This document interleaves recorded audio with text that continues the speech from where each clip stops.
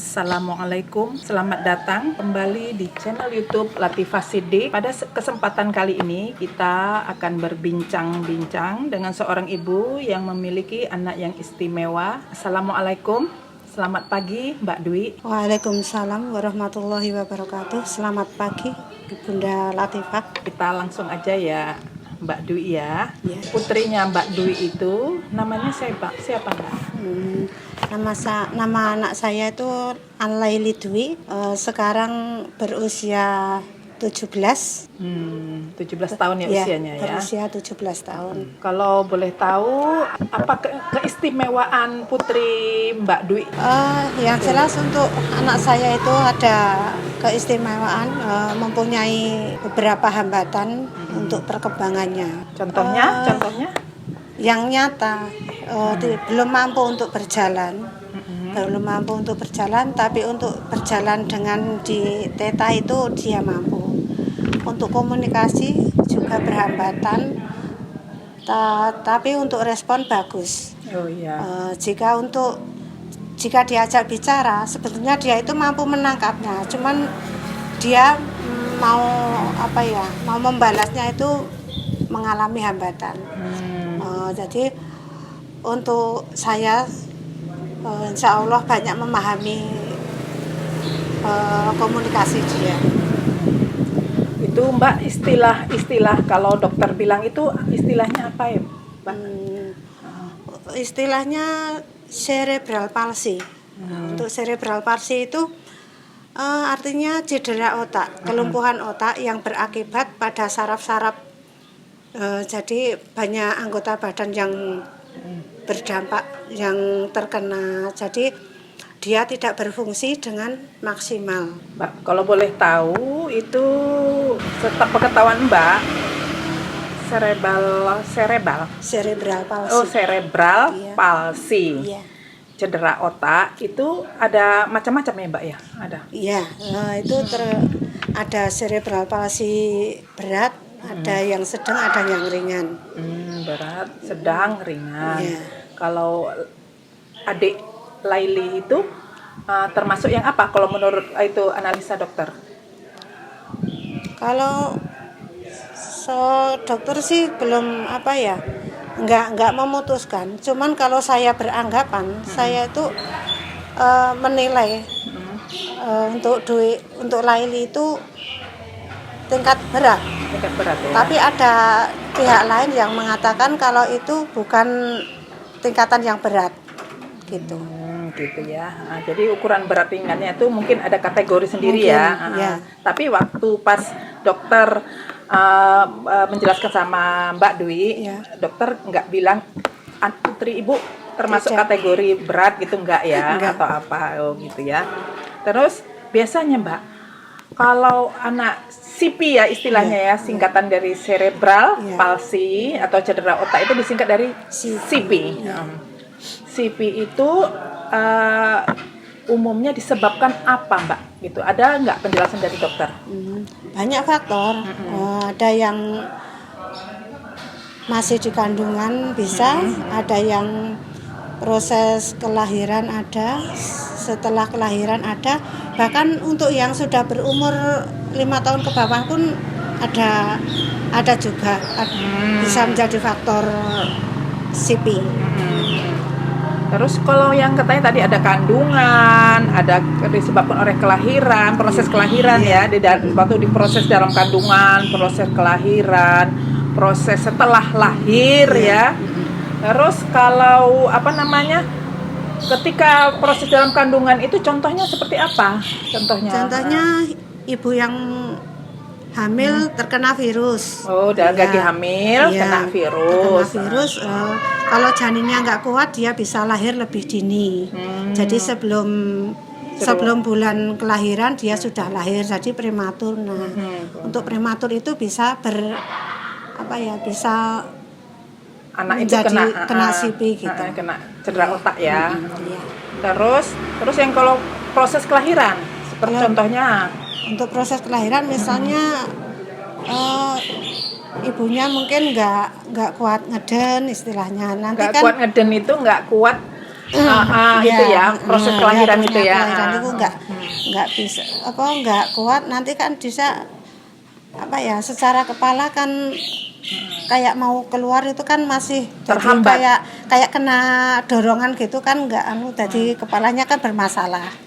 Tapi terus kalau setelah kelahiran itu misalnya di usia misalnya 1 tahun 2 tahun dia itu menderita panas kejang, nah itu berpeluang juga menderita CP.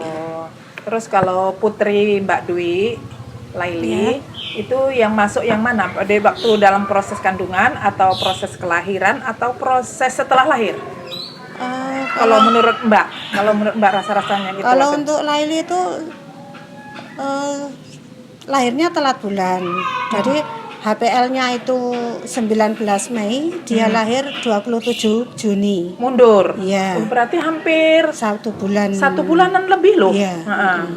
HPL. Tapi saya selalu rutin ke spesialis kandungan. Jadi karena waktu itu saya takut dengan sesar, udah saya dari puskesmas saya pindah ke bidan, dari bidan saya dirujuk ke dokter spesialis kandungan. Nah di sana saya suruh USG, habis USG ke bidan senior tadi, dengan hasil masih bagus. Jadi setiap dua minggu itu USG, nanti hasil USG dirujuk ke bidan lagi, kasih keterangan, nanti tunggu sampai kelahiran. Nah, jadi saya itu mau USG ketiga, ternyata udah tanda-tanda kelahiran sudah ada. Jadi USG-nya sudah 2 kali, mau 3 kali tapi kurang 3 hari apa 5 hari gitu udah ada proses tanda-tanda kelahiran. Iya, tanda-tanda kelahiran. Proses tanda-tanda kelahiran itu Mbak Dwi minum obat atau maksudnya nggak ada, wajar-wajar aja ya. Iya. Terus setahu Mbak Dwi ketika kan terlambatnya itu 1 bulan ya dari perkiraan lahir. Iya. Itu kata dokter kenapa? Ada apa gitu? Ya, kalau dokter bilang sih cuman ya itu bawaan orang hamil kayak gitu. Bawaan orang hamil, alami gitu ya. Jadi mundur itu 1 bulanan nggak masalah. Yang penting kondisi dalam masih cukup, ketuban masih cukup. Pokoknya masih bagus untuk dipertahankan gitu.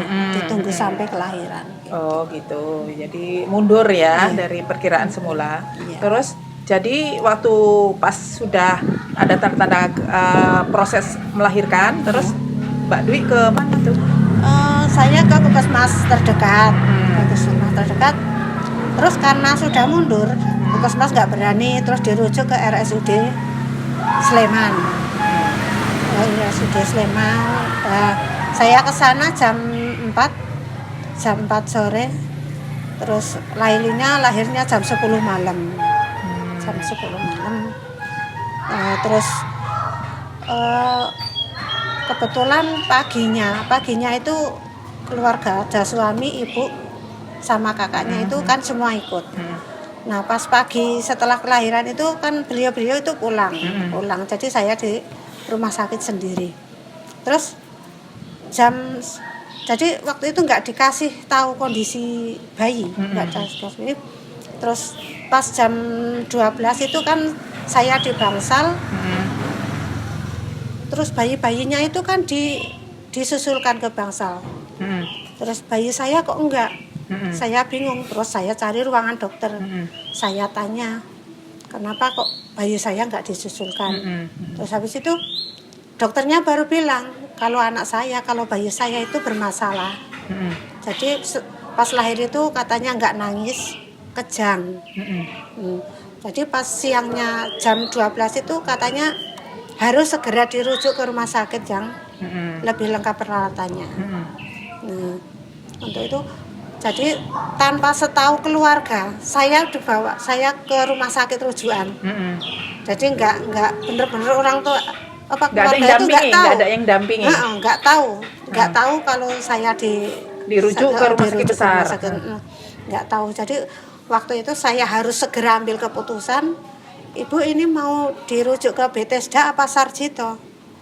Padahal semua itu saya belum tahu. Sarjito belum tahu, Bethesda belum tahu, Panti Rapih belum tahu. Terus saya ambil yang Sarjito yang setidaknya pernah dengar. Nah, terus katanya si dokter itu cari tahu di Sarjito masih ada ini enggak. Katanya udah enggak ada ruang. Terus saya ditanya lagi, "Oh, Ibu ini Sarjito udah penuh ruangannya. Mau di BTS apa di Panti Rapih?" Waduh, saya bingung lagi, semuanya saya belum tahu. Terus belum tahu dan belum pernah dengar. Ya kalau dengar pernah, cuman untuk tahu di mana posisinya saya belum tahu. Terus Panti Rapih aja ya. Akhirnya saya bilang ke Panti Rapih. Terus sebentar dirujuk ke Panti Rapih. Nah, di Panti Rapih itu sampai sana mungkin jam 1. Jam 1 itu udah ditanganin dokter, pokoknya udah beres semua. Saya itu menunggu keluarga saya, pikir saya dari rumah sakit yang saya lahiran itu nanti dikasih tahu, oh di rumah sakit sini gitu. Sampai jam 4 saya tengok, setiap kali ada besukan saya tengok kok nggak ada. Saat itu HP belum seperti sekarang, tadi nggak semua belum punya. Saya bingung, ya Allah. Saya harus bagaimana, kayak jauh itu tadi sampai baru jam 6 sore itu suami saya sama ibu saya itu datang. Udah, ya Allah, saya nggak bisa menahan air mata, nangis. Iya, bayangkan 1 hari nggak ketemu keluarga, saya dibawa ke sana saya bingung. Dalam kondisi habis melahirkan, iya. Kondisi anak katanya gimana tanya? Kejang sama sesek nafas. Jadi gini, Mbak Dwi, iya. Waktu proses melahirkannya yang itu yang dia kena cedera otak atau gimana? Atau mungkin itu gimana? Bisa jadi mungkin double Pak ya. Jadi dari bulan kelahiran sudah mundur. Dari proses kelahiran dia nggak sehat. Proses kelahirannya itu dirimu dipacu atau di di vakum? Enggak, sepertinya enggak. Saya kok sepertinya enggak? Iya. Orang dirimu yang melahirkan kok? Enggak, maksudnya untuk dipacu itu loh Bun. Untuk yang dipacu itu saya lupa dipacu apa enggak, tapi normal. Normal, kelahiran normal. Terus proses melahirkannya dirimu itu terhambat apa? Waktu istilahnya mengejan itu, mengejan. Itu kebetulan dua-duanya itu enggak sukses. Iya. Dari anak pertama sampai itu saya merasa tidak sukses gitu. Itu proses mengejan dari anak pertama dan anak kedua juga sama-sama anak pertama juga proses mengejan kurang sukses. Jadi gimana? Maksudnya Mbak Dwi ketika proses mengejan itu terberhenti di tengah jalan apa gimana? Coba bilang, aku nggak tahu. Mungkin pendek-pendek. Napasmu nggak sanggup gitu ya. Betul. Terus tapi anak yang pertama nggak apa-apa ya? Kalau anak pertama dulu malah divakum, tapi alhamdulillah perkembangan lancar. Vakum, ada proses vakum ya. Tapi kalau adiknya si Laili ini yang menderita CP itu nggak divakum. Enggak. Tapi mengejannya itu dirimu nggak tahan lah ya, nggak kuat ya. Terhambat. Maaf ya, biasanya bidan itu kan galak toh. Kalau kita mengejan itu jangan kayak gitu, gitu. Nggak ada dibentak-bentak gitu nggak? Ada, tapi kan udah tertutup rasa sakit enggak. Tidak peduli mau kau bentak pun aku tak peduli ya. Bisa jadi ketika kita mau melahirkan rasanya mau mati rasanya ya. Mau kau bentak pun orang aku nggak tahan kok ya. Gitu. Iya. Istilahnya gitu ya. Kan nggak tahu ujian yang benar itu gimana. Kan belum pernah sukses itu kan jadi nggak tahu. Yang sukses itu gimana?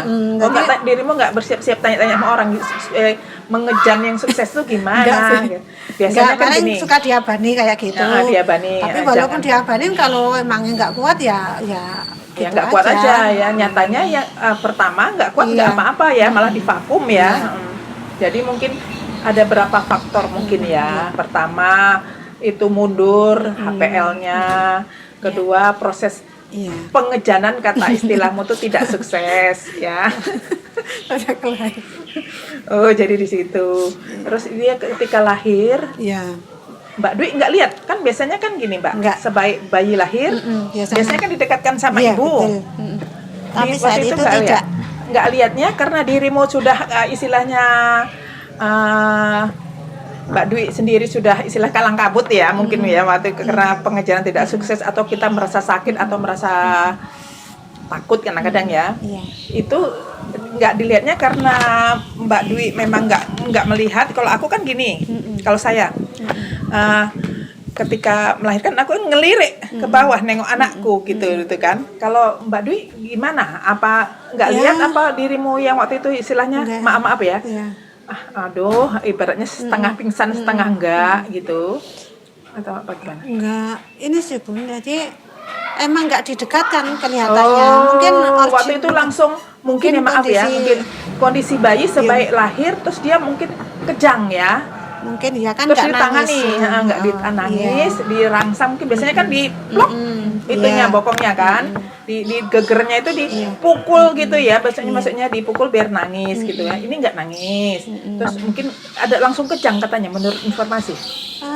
Enggak tahu, enggak dikasih tahu saat itu. Cuman pas siangnya aja dikasih tahu kalau anaknya kejang sama sesak nafas gitu aja. Sesak nafas dia ya.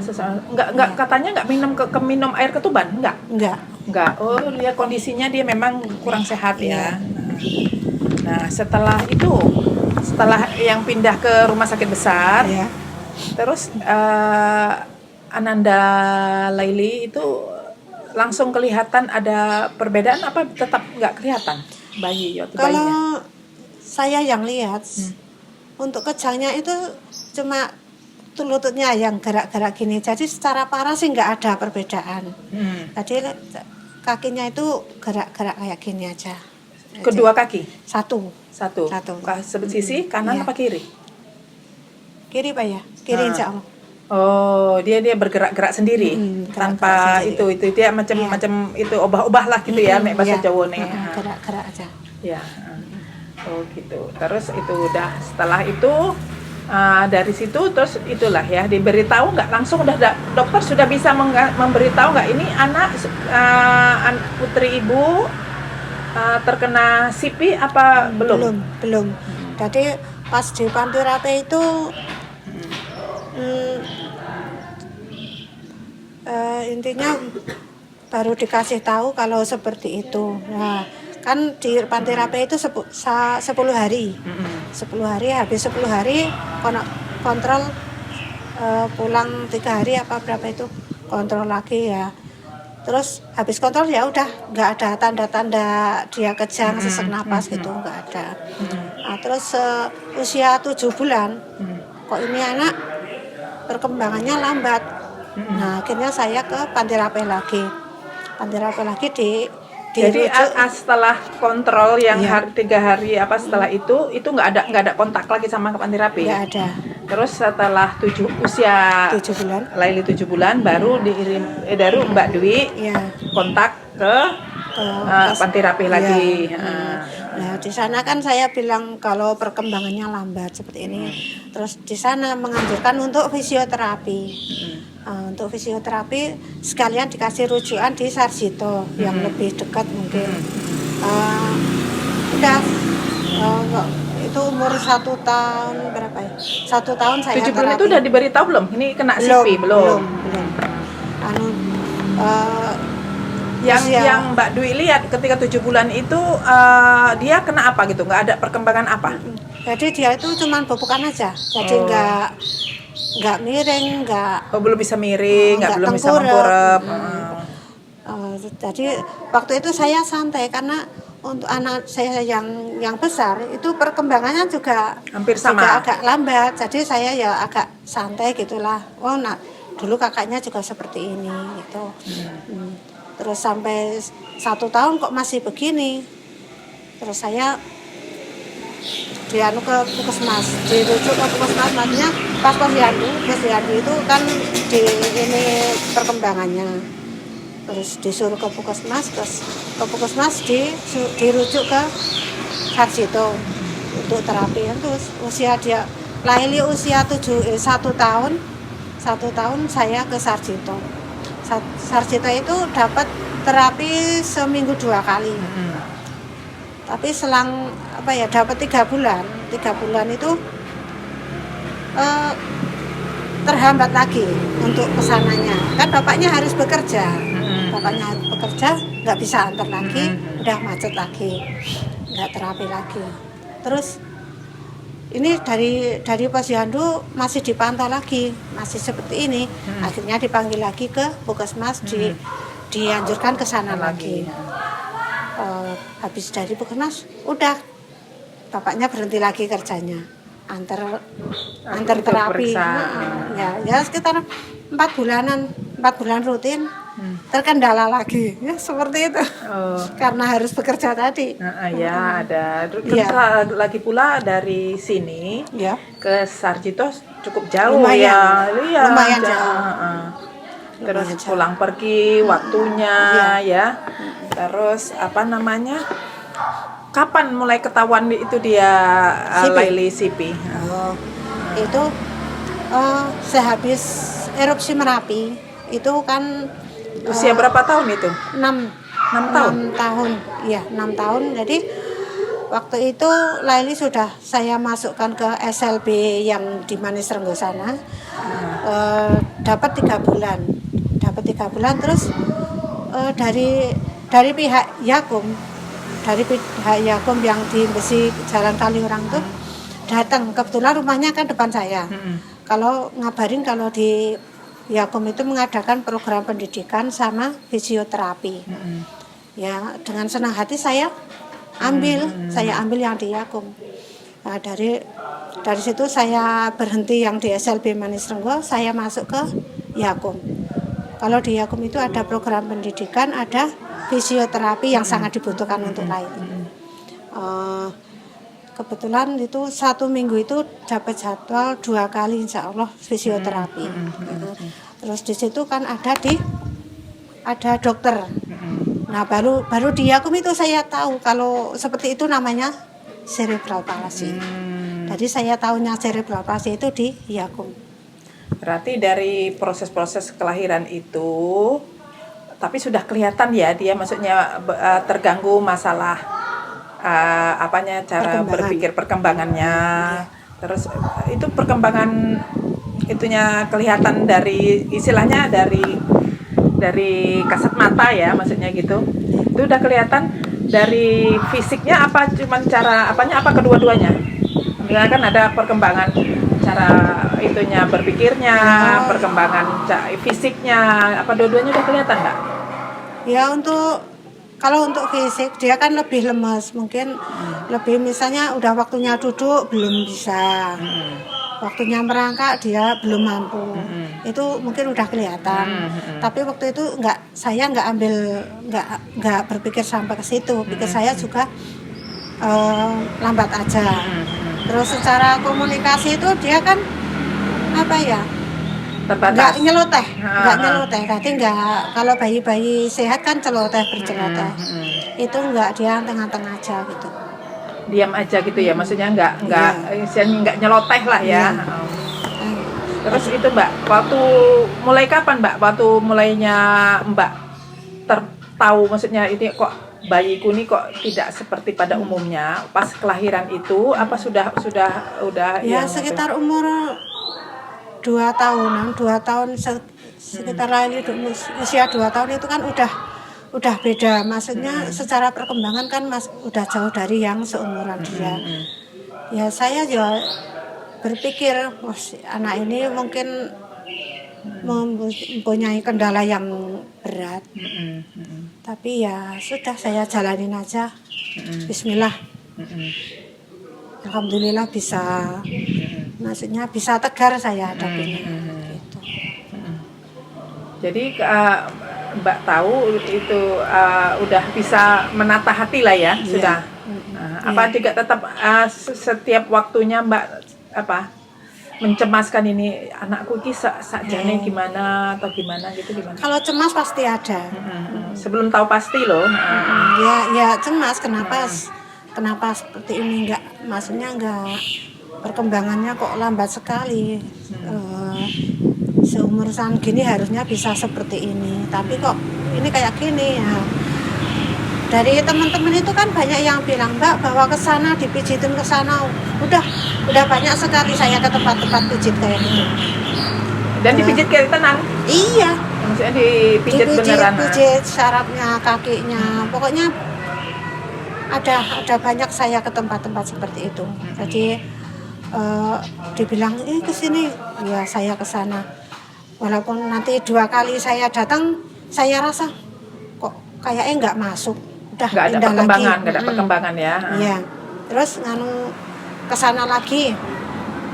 Kok ini malah prosesnya kayak gini, kayak tambah nggak masuk lagi, udah saya tinggalkan. Nah, untuk yang terakhir itu Laili itu belum bisa duduk. Saya bawa ke ahli saraf di Semanu Gunung Kidul. Kebetulan jauh sekali, 2 jam perjalanan. Tapi waktu itu rutin 2 minggu sekali. Jadi Laili belum bisa duduk. Saya bawa ke Semanu itu, berangsur-angsur dia bisa duduk. Sampai di depan tunggu dia duduk di dingklik itu dia mampu ikutan ngokrok-ngokrok kayu kayak gitu. Okrok-okroknya apa? Okrok-okrok itu nyugokne kayu gitu loh, kalau masak di tungku itu. Sama masukin kayu ke tungku itu. Dia udah mampu. Terus duduk di undaan-undaan kayak gini dia juga mampu. Undaan itu tetangga. Undaan di rumah gitu. Itu udah mampu. Udah tidak mengkhawatirkan lagi. Tapi ya itu lagi kendala lagi. Kalau untuk pergi ke sana. Untuk pergi ke Gunung Kidul kan banyak waktu yang dikorbankan ya. Banyak tenaga, uang, waktu, pekerjaan dan sebagainya. Nah, itu udah saya ke sana itu sekitar setengah tahun ya. Jadi rutin 2 minggu sekali. Hasilnya seperti itu. Sebetulnya bagus. Tapi ya itu tadi kendala yang nggak bisa ya kendala itu tadi yang bikin nggak bisa saya ke sana lagi seperti itu. Nah, setelah saya nggak ke situ lagi, dia kembali. Jadi dia takut duduk di tempat yang keras. Kayak duduk yang keras itu dia geragap kayak gitu. Jadi terus dia nggak mampu lagi duduk di duduk sendiri. Oh gitu. Sayang ya sebenarnya ya, andaikan waktu, tenaga, istilahnya uang dan sebagainya itu ada, nggak bisa mungkin banyak yang bisa di apa ya sekali lagi ya itu tadi ya, kita keterbatasan kita ya. Tapi itu semua anggota keluarga sudah menerima ya? Sudah, alhamdulillah. Sudah. Dari keluarga ya cuman intinya untuk bersabar, untuk ikhlas ngejalanin. Itu semua udah ada garisnya seperti itu. Jadi enggak dari keluarga, dari tetangga, alhamdulillah baik semua, enggak ada yang bikin down. Ya ada 1-2, cuman kalau dia bilang kasihan ya kasihan. Nah, sebetulnya kalimat kasihan itu yang enggak enak untuk saya dengarkan itu. Mungkin lebih baiknya ya bersabar, tetap semangat. Mungkin kata-kata seperti itu yang lebih enak buat saya. Jangan dibilang mesake, kasihan gitu. Mesake gitu. Itu kesannya tuh dianggap diri Mbak tidak berdaya gitu atau gimana? Atau gimana? Saya rasakan nggak enak aja sih. Nggak suka ya dengan kata-kata mesak kayak kasihan itu. Pokoknya nggak enak sekali saya rasakan. Harusnya diberi semangat ya sabar Mbak gitu, semangat Mbak, nggak apa-apa gitu. Itu yang lebih saya harapkan sih, support. Pokoknya selalu semangat. Gitu. Tapi kan nggak semua orang tahu. Iya, betul. Pernah ada saudara, tapi ya saudara itu kan nggak secara wawasan kurang luas. Jadi dia itu dia bilang gini, jarang wes terapi wes ngene kok eseh ngono. Nah, saya kan kayak emosinya itu numbuh terus. Lah sampean ki ora nyemangati ngendoni ngono mbok wis menenge wis kula kan gitu. Udah saya bilang seperti itu. Udah. Dan kata-kata yang tidak mengenakan itu tuh emang kadang-kadang perlu dibantah juga. Biar tahu. Jadi maksudnya tadi bahasa Jawanya tadi itu, kamu itu kok udah terapi kesana kemari kok seperti masih, itu aja, kok masih iya. seperti itu perkembangannya. Iya. Dia bilang gitu itu ya. Iya. Terus Mbak jawab, kamu itu bukannya memberi semangat, tapi malah ngendorkan semangat saya gitu. Oh ya, namanya orang banyak itu ya. Banyak komentar, banyak pendapat. Dia nggak tahu juga kita tujuannya apa. Tapi itu sangat menyakitkan ya. Seperti itu tuh, kok bukannya dia memberi semangat, tapi kayaknya dia macam mematahkan ya semangatnya Mbak Dwi ya. Terus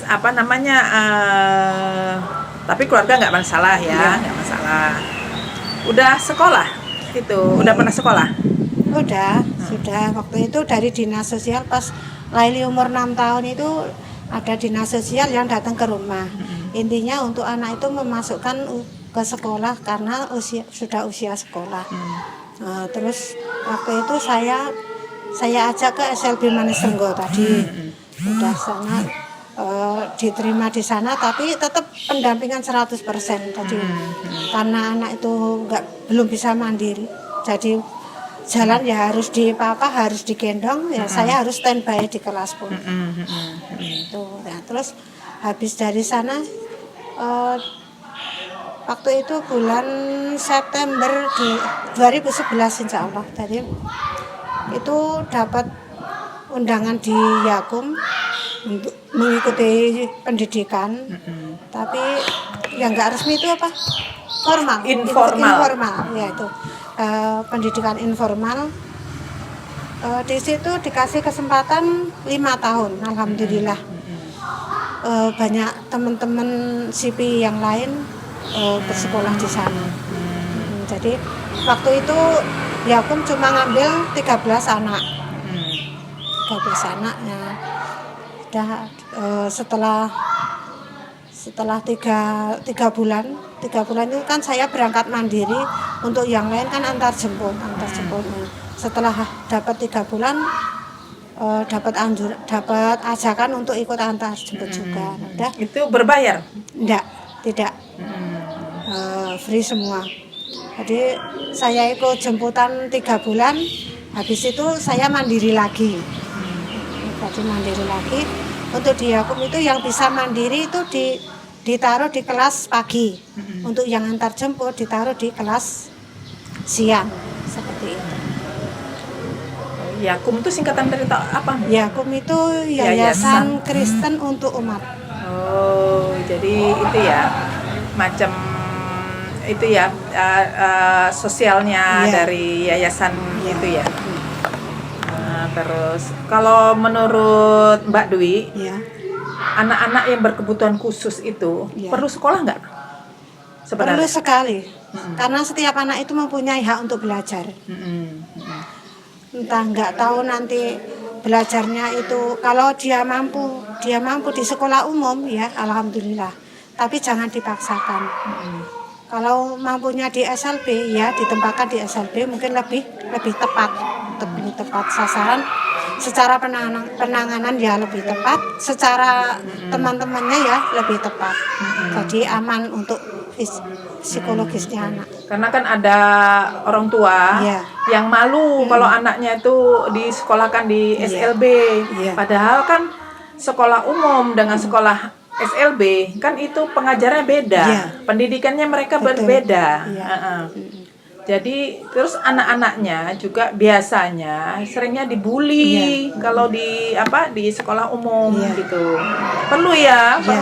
Jadi sekolah khusus yang ditangani guru yang khusus paling tidak ya. Ya, untuk sekolah itu sangat penting sekali. Jadi kalau sudah anak-anak berkebutuhan khusus nggak disekolahkan kan kasihan sekali, dia cuma diungkep di rumah aja. Jadi secara mental juga mungkin dia terganggu karena di rumah aja, yang harusnya keluar tahu dunia luar, tahu dunia pendidikan. Walaupun sekecil apa dia mampu menangkapnya, menangkap pendidikan seperti itu.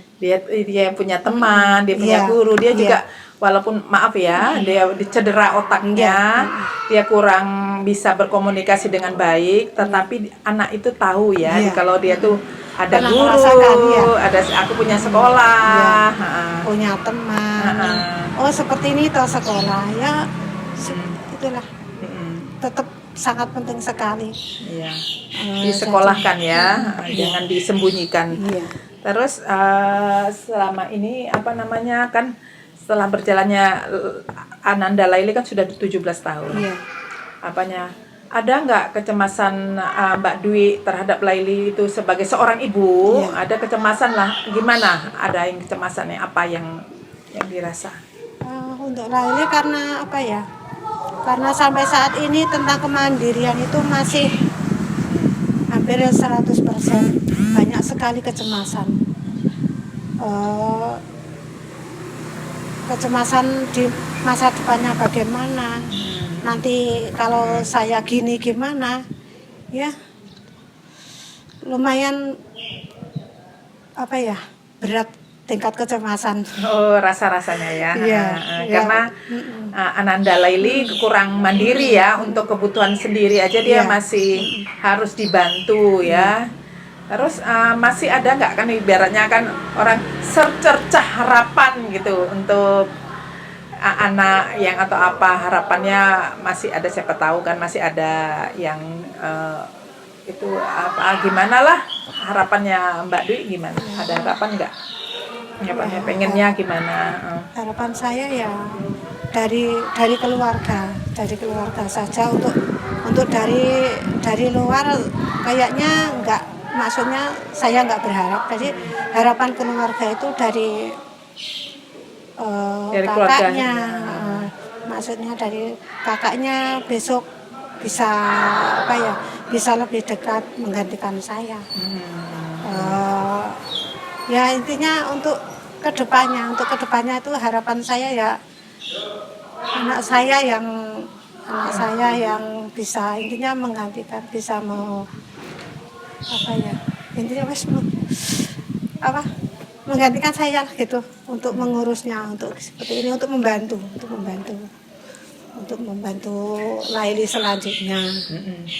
Kalau untuk Laili itu harapannya nggak bisa muluk-muluk soalnya. Jadi kalau dengan keterbatasan dia nggak mungkin lah untuk apa ya, nggak bisa terlalu berharap terlalu banyak dari Laili. Nanti kalau misalnya terlalu tinggi harapan yang ada pada Laili itu terlalu tinggi, sedangkan kondisi dia seperti itu kan malah nolongso nantinya. Udah seperti itu aja. Jadi harapannya selalu sehat, kakaknya bisa lebih dekat,